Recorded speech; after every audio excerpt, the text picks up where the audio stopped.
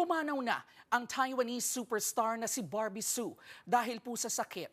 Siya ang 48-year-old actress na sumikat sa pagganap niya sa iconic Meteor Garden series bilang si Shan Chai. Nasa frontline ng balitang yan, si MJ Marfori.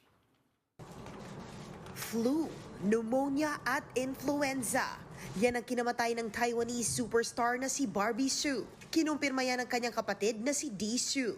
Nasawi raw si Barbie habang nasa Japan ang kanilang pamilya para sa Lunar New Year. Nagpapasalamat naman si Dee sa pagkakataong makasama ang kanyang kapatid. Taong 2001 nang sumikat si Barbie dahil sa iconic niyang pagganap bilang si Shan Chai sa iconic ding Taiwanese adaptation ng drama series na Meteor Garden. Siguradong kung batang 90s ka, inabangan mo ang palabas na ito. Nang matapos ang serye noong 2002, nagtuloy-tuloy ang karera ni Barbie sa iba't ibang serye, show